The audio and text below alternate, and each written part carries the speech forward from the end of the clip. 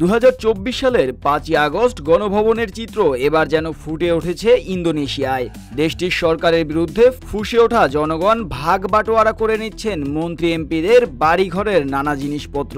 আর ইন্দোনেশিয়ার এই চিত্র দেখে বাংলাদেশের জুলাই অভ্যুত্থানে অংশ নেওয়া আন্দোলনকারীরা মজেছেন নানাবিধ চর্চায়। কেউ কেউ বিষয়টিকে দেখছেন জুলাই গণ অভ্যুত্থানের প্রতিরূপ হিসেবে। তবে এক্ষেত্রে ইন্দোনেশিয়ার প্রেক্ষাপট অনেকটাই ভিন্ন। বাংলাদেশের আন্দোলনটি ছিল 16 বছরের দীর্ঘ ক্ষমতায় থাকা স্বৈরাচার তকমা পাওয়া শেখ হাসিনার সরকারের বিরুদ্ধে। অন্যদিকে ইন্দোনেশিয়ার প্রেসিডেন্ট প্রাবাও সুবিয়ান্তো ক্ষমতায় বসেছেন মাত্র 1 বছর আগে। বাংলাদেশে গণভবন সহ বিভিন্ন মন্ত্রী এমপিদের বাড়িতে হামলা কিংবা লুটপাট হয় প্রায় 1 মাসের সংঘাতের পর। তবে ইন্দোনেশিয়ায় এই আন্দোলন 11 দিন যাবৎ চলমান।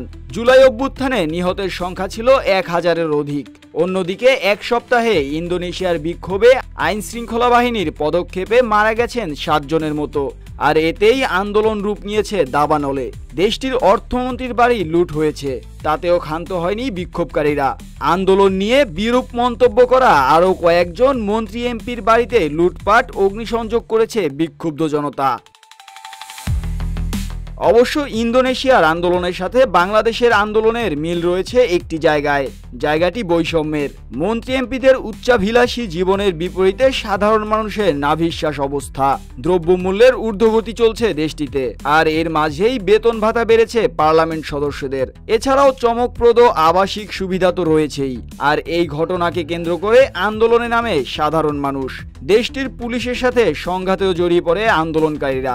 রাজধানী জাকার্তায় বিক্ষোভের শুরুটা হয়েছিল 25শে আগস্ট, কিন্তু সেই বিক্ষোভ সহিংস রূপ নেয় 28শে আগস্ট রাতে। আন্দোলন চলাকালীন পুলিশের গাড়ি চাপায় 21 বছর বয়সী এক বাইক রাইডারের নির্মম মৃত্যুকে কেন্দ্র করে আন্দোলন রূপ নেয় দাবানলে।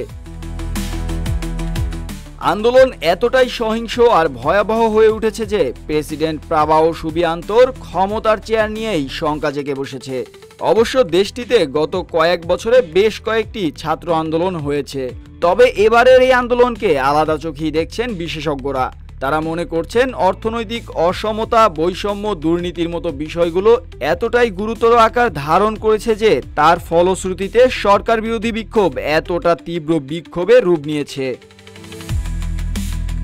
মানুষের মধ্যে ক্ষোভটা অনেক দিনের জমিয়ে রাখা এবং অনেক গভীর। মানুষের অর্থনৈতিক অনিরাপত্তাবোধ আর নির্বাচিত প্রতিনিধিদের প্রতি জমে থাকা রাগের বহিঃপ্রকাশ হয়েছে একসাথে, এমনটাই মনে করছেন দেশটির বিশ্লেষকরা। মুস্তাফিজ আবির, ডেস্ক রিপোর্ট, রূপালী বাংলাদেশ।